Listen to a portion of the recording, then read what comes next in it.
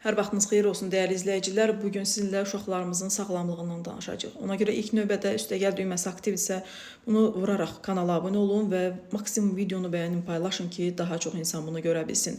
Övladınız hiperaktivdirsə, əsəbidirsə, emosional dalğalanmalar yaşayırsa, eyni zamanda daha çox gərgindirsə, dərslərinə diqqətini yönəldə bilmirsə, yaddaşında problemlər varsa və məntiqi təfəkküründə, nitqində problem yaşayırsa, iştahı yoxdursa, yuxusunda problem varsa, eyni zamanda boyu normadan aşağı və çəkisi həddindən artıq azdırsa və ya piylənməyə meyillidirsə, həddindən artıq kökdürsə, bax, bütün bunlar onların qidaları ilə bağlıdır.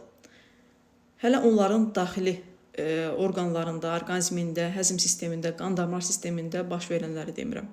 Sırf gözümüzlə gördüyümüz, hiss etdiyimiz problemlərdən danışıram. Hansı məhsulları uşaqların menyusundan çıxarmaq lazımdır? Dəyərli izləyicilər, bura ilk növbədə konfet şokoladlar daxildir. Hansı ki, kilolarla alırıq və ən çox da istifadə edən uşaqlarımız olur. Uşaqlar yemək əvəzində də bugün həmin paket qidalardan, şirniyyatlardan, rəhli kağızlı müxtəlif məhsullardan istifadə edirlər. Bunların hər bir uşağın qan damar sistemində, hansı ki, transyağlarla hazırlanır, palma yağı ilə hazırlanır, qan damar sistemində ciddi problemlərə gətirib çıxarır. Gələcəkdə ürək xəstəliklərinə tutulma riski artır və onu da əlavə edim ki, şəkərli diabet uşaqlar arasında artmaqdadır.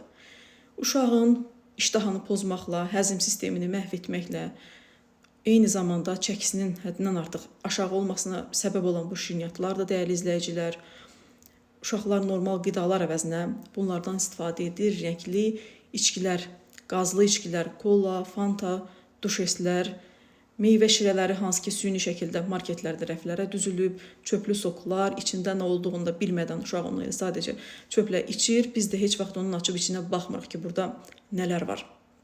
Bizim övladımızın orqanizminə daxil olan bu maddə nədir? Süni rəngləndiricilər, hətta bəzən onun rəngi belə uşağın dilində, ağzında, dodağında qalır. O dərəcədə.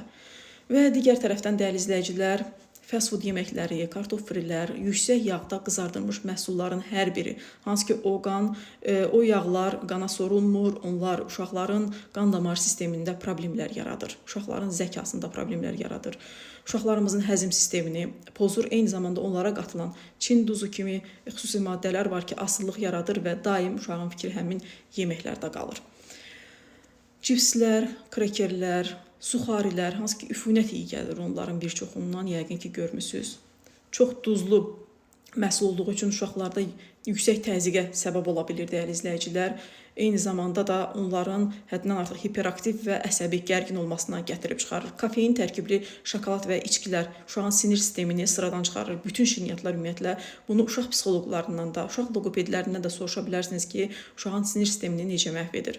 Broilerlər, kalbasa və sosislər, işlənmiş ət məhsulları, konservlər, hansı ki, bunların uzun müddət qalması üçün müxtəlif maddələr vurulur. Qarşıdan yay gəlir, bütün növ sərinləşdirici içkiləri qeyd etdim, dondurmalar da bura daxildir. Çünki onların tərkibində süddən əsər əlamət yoxdur. Hər birini bu qeyd etdiklərimin alternativlərini biz evdə hazırlaya bilərik. Fast foodu da, şirniyyatı da, bunu kişmişlə, xurma ilə, qoz fındıqdan və s. quru məhsullardan, meyvə qurularından hazırlanmış hansısa şirniyyatlarla en qədər YouTube-da bunun üçün reseptlər və videolar var. Hazırlaya bilər bizim dəyərli analarımız, övladımızı xilas edək, gələcək nəsillərimizi xilas edək və bugün uşağa qadağa qoyaq ki, sabah onun nəticəsində həm uşağı, həm bizim özümüzü peşman etməsin.